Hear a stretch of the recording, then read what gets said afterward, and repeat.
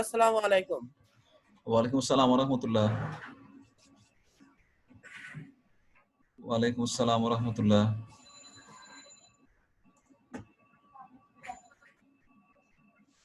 আসসালামু আলাইকুম স্যার।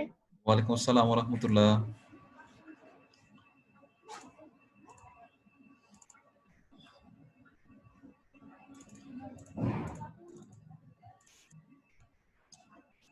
বিসমিল্লাহির রহমানির রহিম।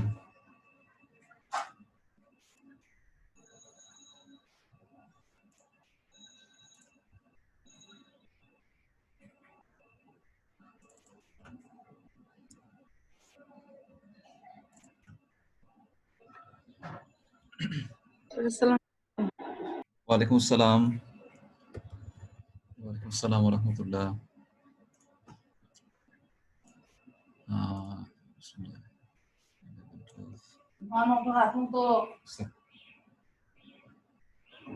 স্যার এইচডব্লিউ দেখছেন? স্বর্ণার এসডব্লিউ নোটিফিকেশন পাইছি কিন্তু চেক করা হয় নাই। এই টানা 3টা ক্লাস ছিল, দেখি নাই। হ্যাঁ,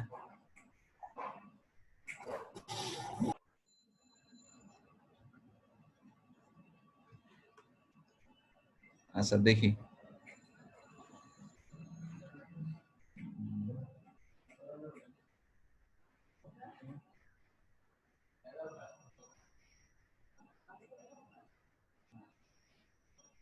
ওকে, ঘত হয় নাই, ঘত লেখা হয় নাই স্বর্ণা। জি স্যার, ঘ লিখতে পারি নাই। সময় ছিল না এজন্য। না স্যার, এর জন্য না স্যার। স্যার ব্যাখ্যা মনে করেন এখানে স্যার একটা প্রশ্ন বের করি। আচ্ছা, 4 নম্বর চ্যাপ্টারটা বেশি ইম্পর্টেন্ট একটা চ্যাপ্টার, একটু কঠিন আছে।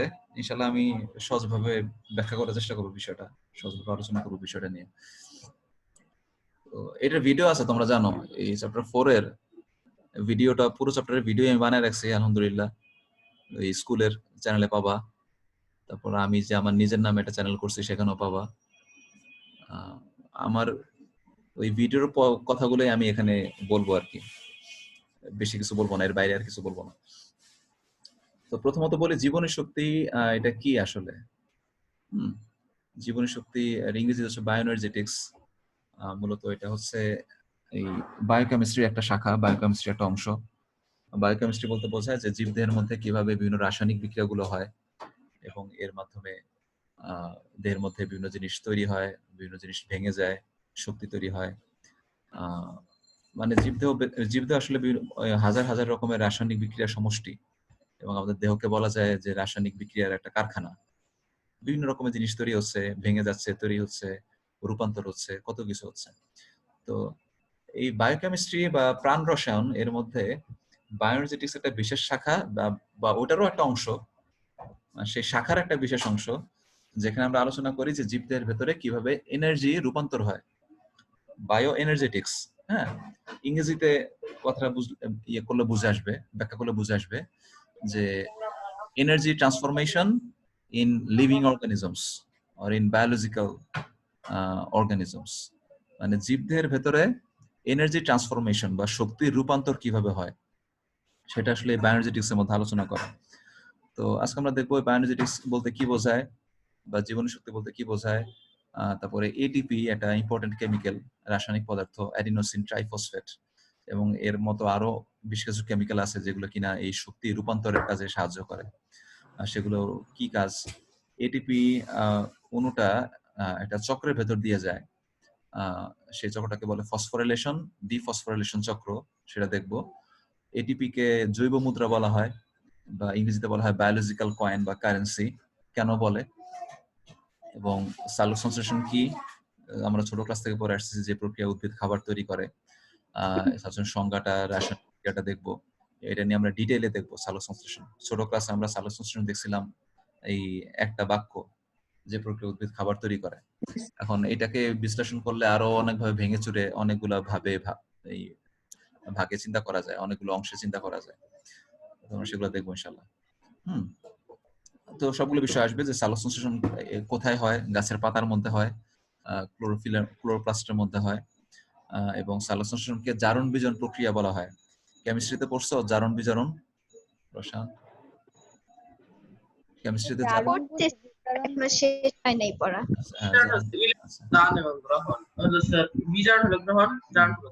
আচ্ছা হ্যাঁ, আচ্ছা সেই কথাগুলো আসবে এখানে। হ্যাঁ, তো এট ফার্স্ট আমরা বলি যে জীবনী শক্তি কি বা বায়োএনার্জেটিক্স কি জিনিস। এটা বলছিলাম যে জীববিজ্ঞান একটা শাখা, বিশেষ করে বায়োকেমিস্ট্রির একটা অংশ বা প্রাণ রসায়নের একটা অংশ, যেখানে জীবদেহে কিভাবে শক্তি রূপান্তর ঘটে সেটা ব্যাখ্যা করা হয়। আমরা জানি যে আমরা জটিল খাদ্যবস্তু গ্রহণ করি, সেই খাবার দাবার ভেঙে যায়, ভেঙে গিয়ে শক্তি তৈরি করে। কিভাবে শক্তি তৈরি করে এটা একটা গুরুত্বপূর্ণ বিষয়। শর্করাজাত খাবারগুলো ভেঙে কিভাবে শক্তি তৈরি হয়। তারপর আবার উদ্ভিদ কিন্তু উল্টা কাজটা করে। উদ্ভিদ কি করে? শক্তি জমা করে, সূর্যের আলো থেকে শক্তি সংগ্রহ কোন করে। চ্যাপ্টার? হ্যাঁ, কোন চ্যাপ্টার? কোন চ্যাপ্টার পড়াচ্ছি? 4 নম্বর চ্যাপ্টার। হ্যাঁ, 4 নম্বর চ্যাপ্টার পড়াচ্ছি, 4র্থ অধ্যায় জীবনী শক্তি। আচ্ছা, তো কিন্তু উল্টা কাজটা করে, উদ্ভিদ উল্টা কাজটা করে যে সূর্যের আলোকে ব্যবহার করে এবং এই কার্বন ডাই অক্সাইড, এই পানি, এগুলোকে জোড়া লাগায় রাসায়নিক বিক্রিয়ার মাধ্যমে জটিল খাবার তৈরি করে। তো এইভাবেও কিন্তু শক্তি রূপান্তর ঘটে। তো আমাদের বইয়ের মধ্যে এই জীবন শক্তি এর মধ্যে 2টা সিলেবাস আছে, 2টা অংশ আছে সিলেবাসের মধ্যে। যে এর মধ্যে আলোচনা করা হবে সালোকসংশ্লেষণ কি, কিভাবে ঘটে, কিভাবে উদ্ভিদ সূর্যের আলো থেকে রাসায়নিক শক্তিতে রূপান্তর করে খাবারের মধ্যে। আবার আমাদের জীবদেহের মধ্যে, প্রাণীদের মধ্যে উল্টা কাজটা ঘটে, আমরা কিন্তু জটিল খাদ্যবস্তুকে ভেঙে উল্টা শক্তি তৈরি করি। হ্যাঁ, তো এটাকে বলে কোষীয় শ্বসন। তো এই অধ্যায়ের মধ্যে 2টা বিষয় আলোচনা করা হবে, যেটা বলছি যে সালোকসংশ্লেষণ পদ্ধতি নিয়ে আলোচনা করা হবে, আর একটা হচ্ছে জীবদেহের মধ্যে কোষীয় শ্বসন ব্যাপারটা আলোচনা করা হবে। যদিও বইয়ের মধ্যে শুধু শ্বসন বলা হয়েছে, কিন্তু এটাকে শুধু শ্বসন বলা ঠিক না। এমনিতে শ্বসন বলতে বোঝায় যে অক্সিজেন গ্রহণ করা এবং কার্বন ডাই অক্সাইড ত্যাগ করা, কিন্তু কোষীয় শ্বসন বলতে ভিন্ন একটা জিনিস বোঝায়। কোষীয় শ্বসন বলতে বোঝায় যে যে প্রক্রিয়ায় জীবকোষ খাদ্যবস্তুকে ভেঙে শক্তি তৈরি করে এবং অক্সিজেন ব্যবহার করে খাদ্যবস্তুকে ভেঙে ফেলে, এই ব্যাপারটাকে কোষীয় শ্বসন বলে। আচ্ছা, তো প্রথমত বলছি এই এটিপি কাকে বলে। এটিপি একটা ইম্পর্টেন্ট রাসায়নিক, গুরুত্বপূর্ণ রাসায়নিক যৌগ, যার পুনরূপ হচ্ছে অ্যাডিনোসিন ট্রাইফসফেট। এটাকে বলা হয় উচ্চ শক্তি সম্পন্ন যৌগ। কেন বলে? কারণ হচ্ছে এই যৌগটার রাসায়নিক বন্ধনের মধ্যে প্রচুর পরিমাণ শক্তি জমা থাকে। এর মধ্যে প্রচুর পরিমাণ শক্তি এটা জমা রাখতে পারে অ্যাডিনোসিন ট্রাইফসফেটের ভেতরে, এবং এটাকে ভাঙলে প্রচুর পরিমাণ শক্তি নির্গত হয়। এরকম আরো অনেকগুলো যৌগ আছে, যেমন GTP, NAD, NADH, NADP, NADPH, FAD, FADH2. এগুলো আসলে বিভিন্ন যৌগের সংক্ষিপ্ত নাম। এই নামগুলো আমরা দেখব। তো এট ফার্স্ট এটিপি এর গঠনটা দেখে নিই। ATP, adenosine triphosphate. Adenosine triphosphate জিনিসটা কি? আমরা বলি যে এট ফার্স্ট এই পার্টটা, এখানে একটা ডাবল রিং আকৃতির অংশ দেখা যায়। এই যে এটা একটা রিং, আর একটা হচ্ছে এটা আরেকটা রিং। এই 2টা রিং মিলায়ে যে অংশটা তৈরি হয় এটাকে বলে অ্যাডেনিন। এই কেমিক্যালটাকে বলে, জাস্ট এতটুকু অংশটাকে বলে অ্যাডেনিন। এটাকে বলে এক রকমের নাইট্রোজেন জাতীয় ক্ষারক পদার্থ, যেটা কিনা ডিএনএ এর গঠনের মধ্যে আসবে। এই অ্যাডেনিনের কথা, নাইট্রোজেন জাতীয় ক্ষার পদার্থ, এটা ডিএনএ একটা উপাদান। তো এই অ্যাডেনিন এর সাথে একটা চক্রাকার অংশ দেখতে পাচ্ছ এখানে, যে মাঝখানে অক্সিজেন আছে আর একটা চক্রের মতো অংশ। এটাকে বলে রাইবোজ শর্করা। এটাকে বলে এই রাইবোজ শর্করা। তো এখন এই অ্যাডেনিনের সাথে যখন রাইবোজ শর্করা যুক্ত হয়, এই দুইটাকে একসাথে বলে অ্যাডিনোসিন। অ্যাডেনিন, এই হচ্ছে অ্যাডেনিন যোগ রাইবোজ মিলে হয় অ্যাডিনোসিন। এর সাথে দেখতে পাচ্ছি 3টা ফসফেট গ্রুপ আছে। ফসফেট গ্রুপ কি? এই যে দেখতে পাচ্ছ এখন জাস্ট একটা ফসফেট গ্রুপ, ট্রাইফসফেট। পানি ফেল। ট্রাইফসফেট না স্যার? আবার বলো। ট্রাইফসফেট। ট্রাইফসফেট, আমি এখানে একটা ফসফেট দেখাচ্ছি। যখন এই অ্যাডেনোসিনের সাথে একটা ফসফেট থাকে বলে অ্যাডেনোসিন মনোফসফেট, যখন দুইটা লাগানো থাকে অ্যাডিনোসিন ডাইফসফেট, ডাইফসফেট, যখন তিনটা থাকে ADP, adenosine triphosphate. Triphosphate. Triphosphate. হ্যাঁ ঠিক আছে। আচ্ছা ওকে, তো এই কথাগুলি বলছি যে এটা হচ্ছে এএমপি, অ্যাডিনোসিন মনোফসফেটকে এএমপি বলে, অ্যাডিনোসিন ডাইফসফেটকে এডিপি বলে, অ্যাডিনোসিন ট্রাইফসফেটকে সংক্ষেপে এটিপি বলে। এখন ব্যাপারটা হচ্ছে এই ফসফেট গ্রুপগুলোর মধ্যে শক্তি জমা থাকে, অর্থাৎ এই এই যে তুমি অ্যাডিনোসিন এর সাথে একটা ফসফেট লাগাইলা, হলো অ্যাডিনোসিন মনোফসফেট। এই অ্যাডিনোসিন মনোফসফেট বানাইতে গিয়া শক্তি দরকার হয়েছে, তুমি শক্তি ব্যবহার করে জোড়া লাগাইছো। তার মানে কি এই এই বন্ধনের মধ্যে শক্তি জমা আছে, তুমি যদি এটাকে উল্টা ভাঙো, ভাঙলে কি হবে? শক্তি বের হয়ে আসবে। আর শক্তি বের আসবে। আচ্ছা ঠিক আছে, আবার এই এএমপির সাথে তুমি আরেকটা ফসফেট গ্রুপ যুক্ত করলা, এই যুক্ত করার কাজেও কিন্তু শক্তি লাগবে, তুমি শক্তি খরচ করে এই জোড়া লাগাইছো। ওকে, তাহলে এই বন্ধনের মধ্যে রাসায়নিক শক্তি জমা আছে, যদি এটাকে ভাঙো, ভাঙলে আবার শক্তি বের হয়ে আসবে। হ্যাঁ, একইভাবে যদি আবার আরেকটা ফসফেট লাগাও তো আরো শক্তি জমা হবে, যদি ভাঙতে পারো, ভাঙলে ওই পরিমাণ শক্তি আবার বের হয়ে আসবে। এজন্য আমরা এটাকে বলি উচ্চ শক্তি সম্পন্ন যৌগ, কারণ এর মধ্যে শক্তি জমা রাখা যায়, আবার দরকার মতো ভেঙে শক্তি বের করে নিয়ে আসা যায়। আচ্ছা, এরকম বাকি যৌগগুলো কি? বাকি যৌগগুলো হচ্ছে জিটিপি এর কথা যদি বলি, জিটিপি হচ্ছে এর পুরো নাম হচ্ছে গুয়ানোসিন ট্রাইফসফেট। এটা গঠনটা অনেকটা এটিপি এর মতোই, অনেকটা এটিপির মতো গঠন। তারপরে হচ্ছে এনএডি, এনএডি এর পূর্ণরূপ হচ্ছে নিকোটিনামাইড অ্যাডেনিন ডাইনিক্লোটাইড। তবে এগুলো গঠন সম্পর্কে আমরা বলবো না, জাস্ট নামগুলো মনে রাখি এবং পূর্ণরূপটা মনে রাখি, নিকোটিনামাইড অ্যাডেনিন ডাইনিক্লোটাইড। তারপরে হচ্ছে NADH। NADH এর পূর্ণরূপ কি? দাইয়ান বলো। স্যার এনএডি ছিল স্যার Reduced. নিকোটিনামাইড অ্যাডেনাইন দিন ডাইনিক্লোটাইড। ডাইনোক্লিয়েটাইড। ডাইনিক্লোটাইড আছে, এটাকে বলছি যে রিডিউসড নিকোটিনামাইড অ্যাডেনিন ডাইনিক্লোটাইড। রিডিউসড মানে বাংলায় বলে বিজারিত। হ্যাঁ, অর্থাৎ যখন NAD এর সাথে NAD টা বিজারিত হয় তখন এটাকে বলে রিডিউসড নিকোটিনামাইড অ্যাডেনিন ডাইনিক্লোটাইড, NADH সংক্ষেপে বলে। আসলে NAD এর সাথে যখন হাইড্রোজেন যুক্ত হয় তখন তাকে NADH বা রিডিউসড বলে। আমরা জানি কোন যৌগের সাথে যদি হাইড্রোজেন যুক্ত হয় তাকে বলা হয় বিজারণ। পড়ছো? জি স্যার, পড়ছি স্যার। জারণ বিজারণকে দুই ভাবে ব্যাখ্যা করা যায়, যে অক্সিজেন হাইড্রোজেন যুক্ত হওয়ার ভিত্তিতে একভাবে ব্যাখ্যা করা যায়, আবার আরেকভাবে ব্যাখ্যা করা যায় যে ইলেকট্রন আনা নেওয়ার ভিত্তিতে, দেওয়া নেওয়ার ভিত্তিতে। তো যদি হাইড্রোজেন যুক্ত হওয়ার ক্ষেত্রে কথা বলি, হাইড্রোজেন যুক্ত হওয়া মানে হচ্ছে বিজারণ। তো বিজারিত NAD কে NADH বলে। আচ্ছা, তারপর এরপরের কথা, এরপরে হচ্ছে NADP, নিকোটিনামাইড অ্যাডেনিন ডাইনিক্লোটাইড ফসফেট। অর্থাৎ ওই NAD এর মতোই গঠনটা কাছাকাছি, এর সাথে একটা ফসফেট গ্রুপ লাগানো আছে। যদি হয় NADPH, NADPH হচ্ছে NADP এর সাথে হাইড্রোজেন যুক্ত আছে, মানে বিজারিত NADP বা রিডিউসড নিকোটিনামাইড অ্যাডেনিন ডাইনিক্লোটাইড ফসফেট। আচ্ছা, এগুলো সবগুলোই বিভিন্ন উচ্চ শক্তি সম্পন্ন যৌগ, তবে মেইনটা হচ্ছে এটিপি, এই যে আমরা সামনে বলবো। তো FAD আরেকটা ফ্ল্যাভিন অ্যাডেনিন ডাইনিক্লোটাইড, FADH2, মানে FAD এর সাথে যখন দুইটা হাইড্রোজেন যুক্ত থাকে, দুইটা হাইড্রোজেন যুক্ত থাকে, মানে বিজারিত FAD, তাকে FADH2 বলে। তো এখন তো সবগুলোই আছে, এগুলো নামগুলো মুখস্থ রাখবো, কারণ পরীক্ষার মধ্যে আসে যে এটা পুনরূপ লিখো, 1 নম্বরের জন্য আসে, তো সেটা দেখবো। কিন্তু এর মধ্যে এগুলো সবগুলো পড়তে হবে না, আমরা আলোচনা করবো এটিপি সম্পর্কে, কারণ এটিপিটাই মেজর, এটিপিটাই মূল ভূমিকা পালন করে, আর বাকিগুলো হচ্ছে সেকেন্ডারি বা গৌণ ভূমিকা পালন করে। আচ্ছা, তো এখন আমরা দেখবো যে ফসফোরিলেশন ডিফসফোরিলেশন চক্র বলতে কি বোঝায়। এটিপি এর ফসফোরিলেশন ডিফসফোরিলেশন চক্র, আমরা বলি যে আমাদের দেহের কোষের মধ্যে আগে থেকেই এই ADP নামের কেমিক্যালটা থাকে, অ্যাডিনোসিন ডাইফসফেট কেমিক্যালটা থাকে, আগে থেকেই থাকে, অনেকগুলো থাকে। এখন এই যৌগটা এই ADP এর সাথে ফসফেট গ্রুপ যুক্ত হতে পারে, পিআই বলতে বলছি ফসফেট, ইনঅর্গানিক ফসফেট বলতে বোঝায় PO4 3- ফসফেট গ্রুপ, তাই না? ওই যে যৌগমূলক পড়ছি না, যৌগমূলক phosphate যৌগমূলক, Yes, sir. PO3. PO4 PO3 না Sir, PO4 phosphate or phosphate PO3 কোনটা জানি স্যার? PO4 আছে ও স্যার, স্যার PO4 PO3 হলো ফসফোডিয়াম। আরে PO4 তুমি PO3 বলতেছো কেন? আমি জানি PO4 PO3 একটা আছে স্যার। PO3 আছে, হ্যাঁ আমি PO4 এর কথা বলছি।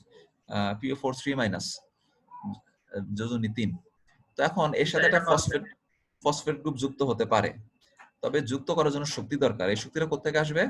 দুই ভাবে আসতে পারে। এক হচ্ছে প্রাণীদের মধ্যে আসবে কিভাবে? আমরা যখন খাবার ভাঙি, অর্থাৎ জটিল খাদ্যবস্তু, শর্করাজাত খাদ্যবস্তুকে ভেঙে শক্তি তৈরি করি, সেই শক্তি ব্যবহার করা যেতে পারে। আর উদ্ভিদ কি করে? উদ্ভিদ সূর্যের আলো থেকে শক্তি শক্তি সংগ্রহ করে এবং সেটা দিয়ে ফসফেট গ্রুপটাকে জোড়া লাগায়।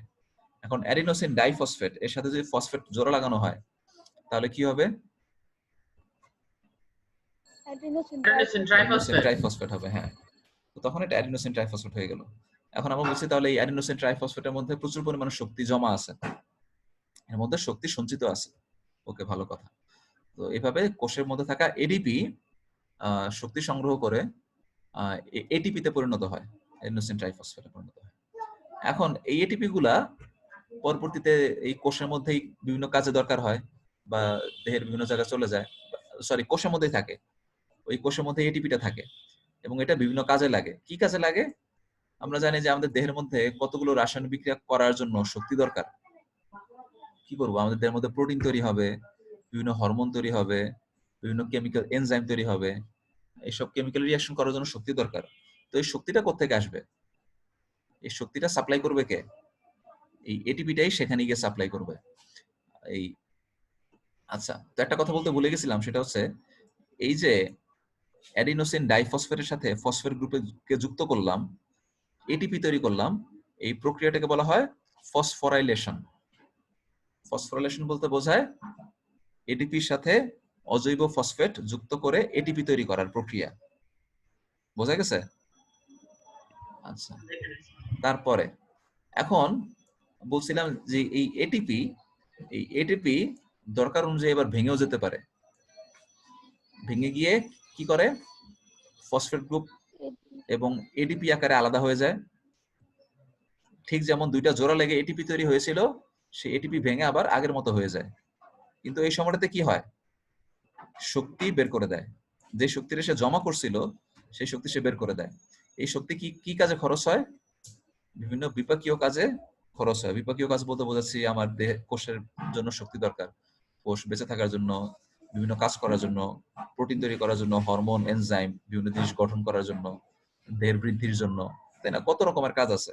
এই সব রকম কাজের জন্য শক্তিটা এই এটিপির কাছ থেকে আসে। এখানে যে এটিপির কাছ থেকে ফসফেট গ্রুপটা বের হয়ে গেল, এই ব্যাপারটাকে আমরা বলি ডিফসফোরাইলেশন। ডিফসফোরাইলেশন মানে কি? ফসফোরাইলেশনের উল্টা, ফসফেট গ্রুপ বের হয়ে গেল, হ্যাঁ, ডিফসফোরাইলেশন। তো এইভাবে কোষের ভেতরে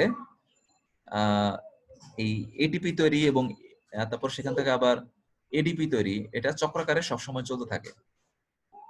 অর্থাৎ এট দ্য সেম টাইম একই সময় দেখা যায় কতগুলো কোষ এটিপিতে রূপান্তর হচ্ছে, আবার একই সাথে কতগুলো এটিপি তৈরি হচ্ছে, আবার একই সাথে কতগুলো এটিপি ভেঙে যাচ্ছে।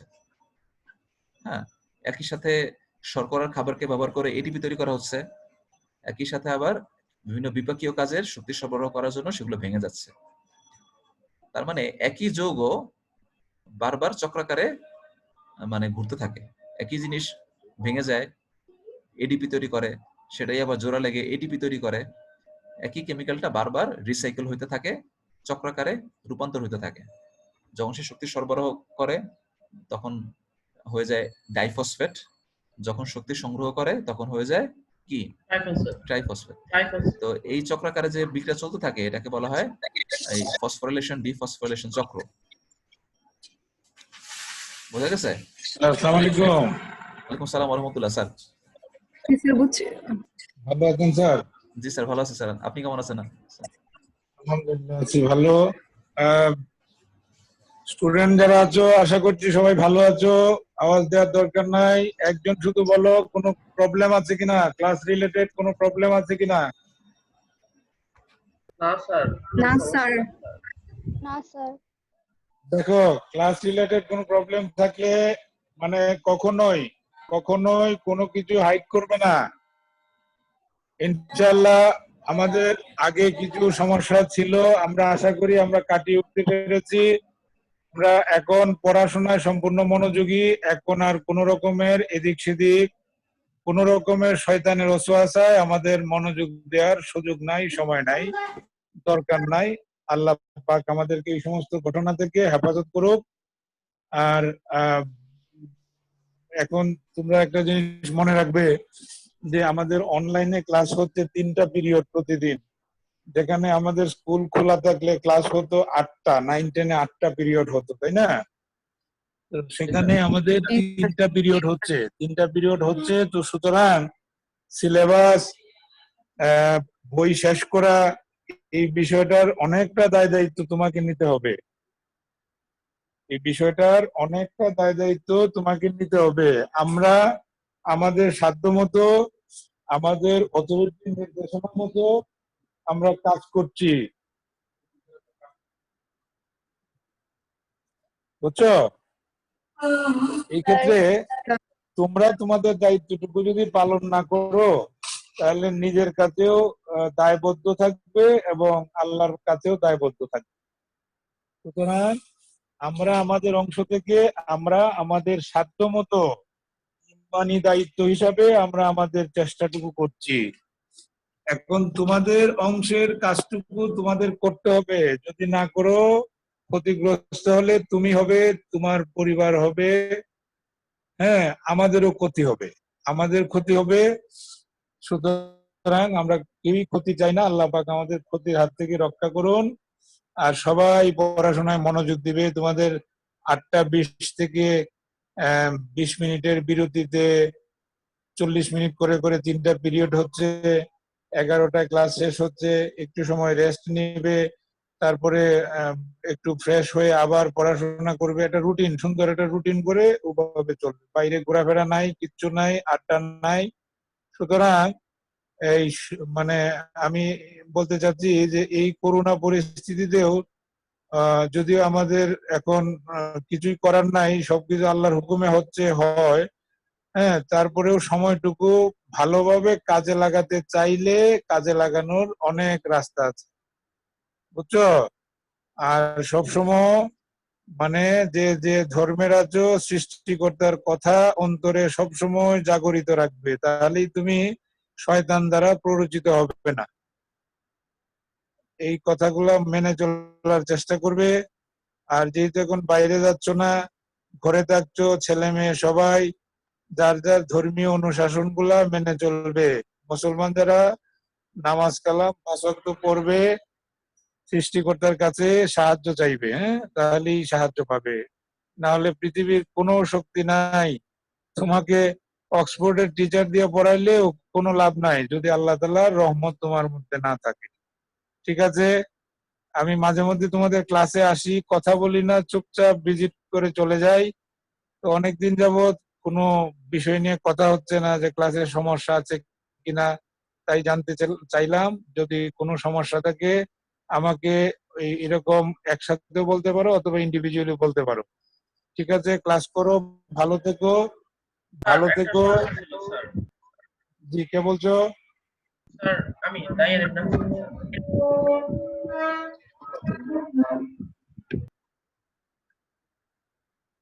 বলো। স্যার আমাদের স্যার অনেক সময় স্যার নেট বা স্যার ওয়াইফাই যাদের স্যার অনেক সময় স্যার কারেন্ট চলে যায় অথবা স্যার এমনি থাকে না স্যার। স্যার এই পরিস্থিতিতে যদি স্যার আমাদের স্যার ক্লাসের স্যার রেকর্ডিংটা রাখা হয় যাতে পরে আমরা ইউটিউব বা কোনো ভাবে নিতে পারি স্যার, তাহলে স্যার ভালো হয় স্যার। তোমার প্রস্তাবটা খুবই চমৎকার, কিন্তু আমাদের একটু বাধ্যবাধকতা আছে। আমাদের শুরুটাই হয়েছিল ইউটিউব এবং ফেসবুক পেজে, বুঝছো?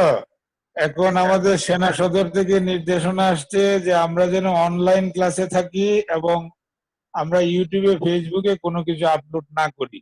এই নির্দেশের কারণেই আমরা এটা পারছি না। না হলে টিচাররা কষ্ট করে ক্লাস নিচ্ছে, ওটা ফেসবুকে বা ইউটিউবে দিয়ে দেওয়াটা আমাদের জন্য কঠিন কিছু ছিল না। কিন্তু যেহেতু এটা নির্দেশনা, ওই নির্দেশনাটাকে আমরা অনার করতে হবে। এই জন্য বাবা এটা আমরা পারছি না। এই প্রবলেম টিচারদেরও হচ্ছে। দেখো অধিকাংশ টিচারের বাসায় ওয়াইফাই আছে, কিন্তু পাশাপাশি ওনাকে আবার নেট মানে এমবি পারচেজ করতে হচ্ছে, ডাবল খরচ হচ্ছে।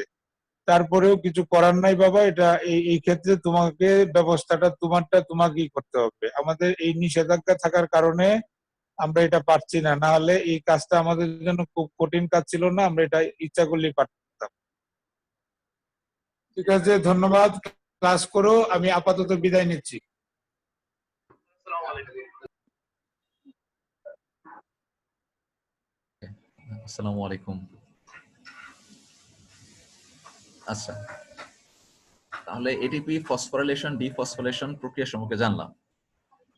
এখন এই এটিপি কে বলা হয় জৈব মুদ্রা বা বায়োলজিক্যাল কয়েন অথবা রিচার্জেবল ব্যাটারির সাথে তুলনা করা হয়। প্রথম কথাটা বলি যে রিচার্জেবল ব্যাটারির সাথে কিভাবে তুলনা করা যেতে পারে। মোবাইলে ব্যাটারিকে আমরা চার্জ করতে পারি না, একদম চার্জ নাই, একদম চার্জ নাই, কি করলাম এটাকে এই কারেন্টের সাথে লাগালাম, হ্যাঁ চার্জার দিয়ে আসলে বিদ্যুৎ শক্তি ব্যবহার করে, বিদ্যুৎ শক্তি ব্যাটারির ভেতরে যায়, লিথিয়াম পলিমার ব্যাটারি এর ভেতরে যায়, রাসায়নিক বিক্রিয়া হয়। তো এর ফলে শক্তিটা রাসায়নিক শক্তি হিসেবে ব্যাটারির মধ্যে জমা হয়। ব্যাটারির মধ্যে জমা হইলো, পরে আমি 1 ঘন্টা 2 ঘন্টা পরে খুলে নিলাম, পরে এখন আমি মোবাইল চালালাম, যে কাজে দরকার সেই কাজে ব্যবহার করলাম। তো তখন আবার কি হচ্ছে, তখন ওই ব্যাটারির ভেতরে থাকা শক্তিটা, রাসায়নিক শক্তিটা খরচ হচ্ছে, খরচ হয়ে আবার ব্যাটারিটার চার্জ কমে যাচ্ছে, ডিসচার্জ হচ্ছে। তো ঠিক একই রকম ভাবে আমাদের কোষটাও ওভাবে কাজ করে। আমাদের কোষের ভেতরে এটিপি কেমিক্যালটা ওভাবে কাজ করে যে আমি যখন শক্তি সাপ্লাই দিব, খাবার থেকে শক্তি অথবা সূর্যের আলো থেকে যখন শক্তি সাপ্লাই দিব, সেই শক্তি দিয়ে কি করা যেতে পারে, অ্যাডিনোসিন ট্রাইফসফেট তৈরি করা যেতে পারে, যার মধ্যে শক্তি জমা থাকবে। এখন আমার কোষের বিভিন্ন কাজের জন্য শক্তি দরকার, তখন কোষ কি করবে, এই এটিপিটাকে ভেঙে শক্তি তৈরি করবে, সেটা দিয়ে তার বিভিন্ন প্রয়োজন মেটাবে। হ্যাঁ, এর ফলে সে আবার আগের মতো সেই ডিসচার্জ হয়ে ওই ব্যাটারি 0% মতো হয়ে যাবে। তখন আবার সে কি করবে, আবার সে শক্তি সংগ্রহ করে এটিপি আকারে জমা করবে, তাই না? তাহলে এই ব্যাপারটা কি ওই ব্যাটারির সাথে কিছুটা তুলনা করা যায় না, মোবাইলের ব্যাটারির মতো, যে চার্জিং ডিসচার্জিং, চার্জ করে শক্তি জমা করি, আবার ডিসচার্জিং করে শক্তি খরচ করি, এরকম একটা ব্যাপার। এরকম এজন্য আমরা এটাকে একটা রিচার্জেবল ব্যাটারির সাথে তুলনা করতে পারি। আবার এটাকে জৈব মুদ্রা বা বায়োলজিক্যাল কয়েন বলা হয়। আসল কথাটা হচ্ছে ইংরেজিতে বলতো যে বায়োলজিক্যাল কয়েন, এটা একটা ফ্যান্সি একটা নাম, এটা চটকদার একটা নাম, বায়োলজিক্যাল কয়েন। তো এসেনশিয়ালি কি বোঝাইতেছে এটা দিয়ে, বা জৈব মুদ্রা দিয়ে কি বোঝাচ্ছে? আমরা মুদ্রা দিয়ে কি করতে পারি, টাকা পয়সা দিয়ে যে কোনো জিনিস কিনতে পারি, মার্কেটে যাই যে কোনো জিনিস কিনি।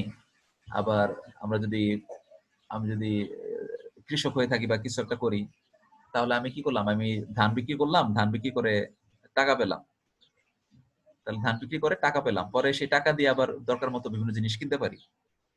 তার মানে আমার এই ধানের মধ্যে যে সম্পদটা আছে, সেই সম্পদটা আমি কনভার্ট করলাম কিসে, টাকায় কনভার্ট করলাম বা মুদ্রা কনভার্ট করলাম। পরে সেই মুদ্রাটা আমি এটা দিয়ে আমি বিভিন্ন খাতে এই জায়গায় সেই জায়গায় আমি খরচ করতে পারি।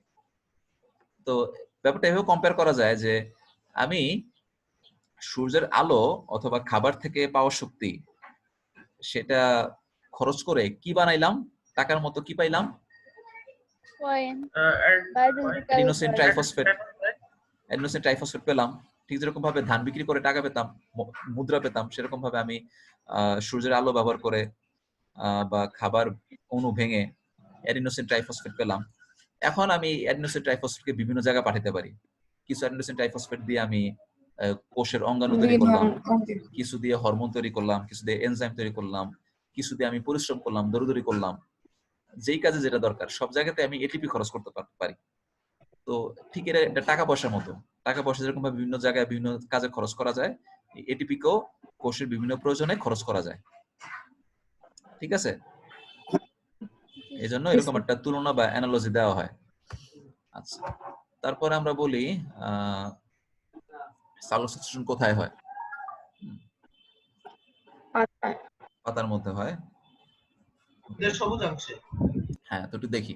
আমরা বলি সালোকসংশ্লেষণ প্রথমত কাকে বলে, সংজ্ঞাটা একটু বলে নিই। সালোকসংশ্লেষণ সংজ্ঞা যদি একদম ক্লাস 5 এর সংজ্ঞা দেই, ক্লাস 5 এর সংজ্ঞা কার মনে আছে? বলো।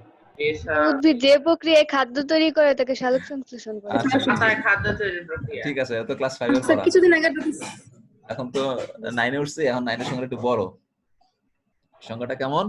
যে প্রক্রিয়া সূর্যালোকের সাহায্যে উদ্ভিদ যে প্রক্রিয়ায় এই সবুজ উদ্ভিদ সূর্যালোকের শক্তি ব্যবহার করে উপস্থিত কার্বন ডাই অক্সাইড এবং শর্করা জাতীয় খাদ্য তৈরি করে তাকে তো সালোক সংশ্লেষণ বলে। কার্বন ডাই অক্সাইড এবং পানির অণু ব্যবহার করে শর্করা জাতীয় খাবার তৈরি করে এবং উপজাত হিসেবে বাই প্রোডাক্ট হিসেবে অক্সিজেন নির্গত করে।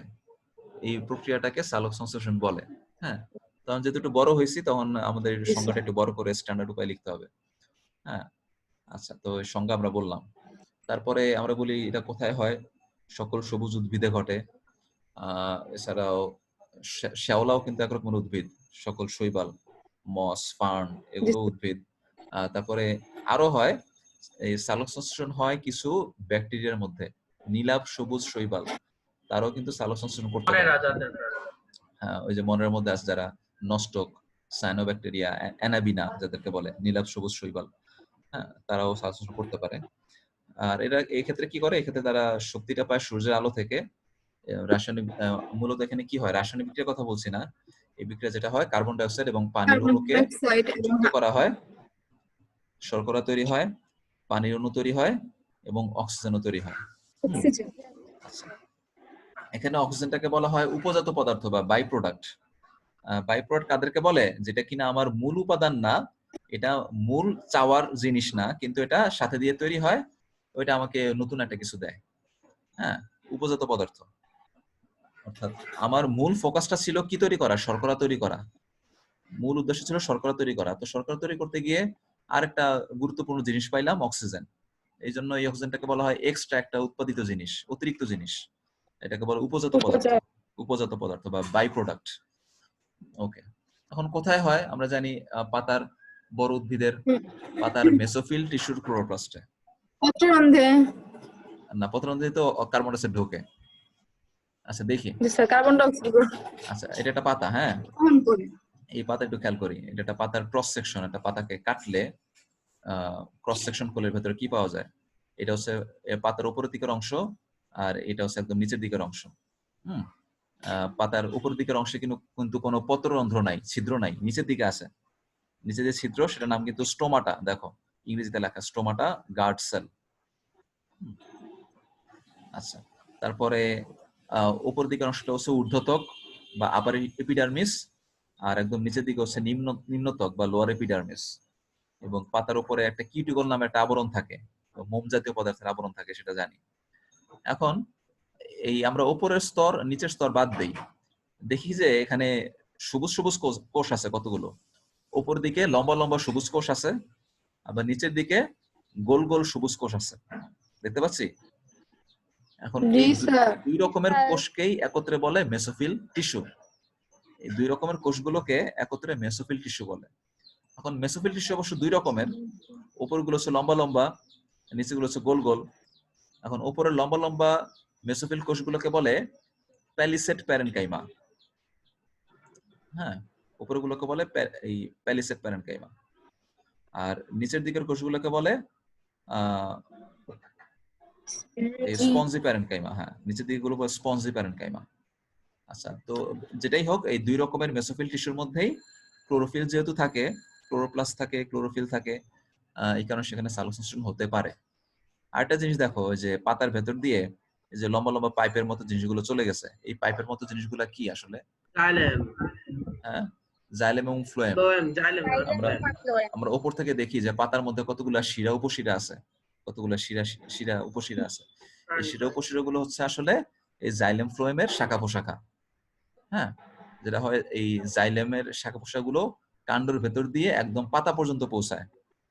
তার মানে এই জাইলেম, হ্যাঁ, এই জাইলেম দিয়ে কি হয়? জাইলেম দিয়ে পানি এবং খনিজ পদার্থগুলো পাতার সকল কোষের মধ্যে চলে যায়। আবার ফ্লোয়েমের কাজ কি? এই মেসোফিল কোষগুলো যে এই মেসোফিল কোষগুলো যেই শর্করা তৈরি করে সেই শর্করাগুলো আবার ফ্লোয়েম দিয়ে রিটার্ন উদ্ভিদের কাছে চলে যায়। বিভিন্ন জায়গায় চলে যায়। হ্যাঁ, এগুলো জানি আমরা। তারপর একটু দেখি, তারপরে হচ্ছে সালোকসংশ্লেষণ কোথায় ঘটে, একটু আমরা একটা পাতার গঠন দেখি। আজকে মনে হয় এরপর আর দেখতে পারবো না, 5 মিনিট টাইম আছে, জাস্ট এতটুকু দেখে আমরা শেষ করে দিই আজকে। আমরা বলি সালোকসংশ্লেষণ কোথায় হয়, ক্লোরোপ্লাস্টের থাইলাকয়েড এবং স্ট্রোমাতে ঘটে। তাহলে আমরা একটা জুম করে একটা পাতার ভিতরে ঢুকবো, দেখবো পাতার ভিতরে কি আছে। পাতার ভিতরে ক্লোরোপ্লাস্ট আছে, সেই ক্লোরোপ্লাস্টের ভিতরে আবার থাইলাকয়েড, স্ট্রোমা নামে কিছু অংশ আছে, সেগুলো আমরা দেখবো। মানে বলা হচ্ছে ট্রাভেল ইনসাইড এ লিফ। দেখি একটু। থাইলাকয়েড স্যার প্লাস্টিডে না স্যার? হ্যাঁ, ক্লোরোপ্লাস্টের ভিতরে, হ্যাঁ দেখবো, যাই।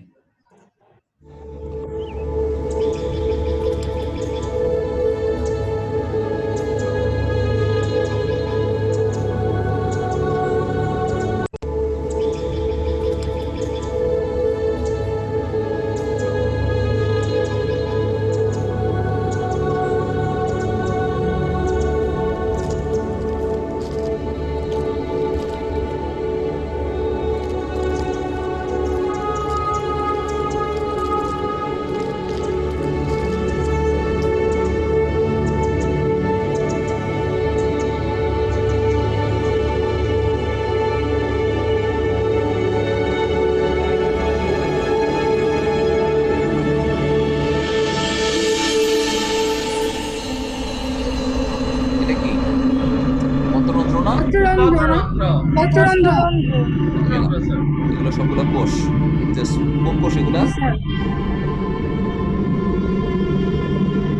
স্পঞ্জি প্যারেনকাইমা, গোল গোল কোষ। হ্যাঁ, গোল গোল। একটা কোষের ভিতরে ঢুকি, এটা হচ্ছে গলগি বডি, এন্ডোপ্লাজমিক রেটিকুলাম। এখন আমরা সাইটোপ্লাজমের ভিতরে আছি।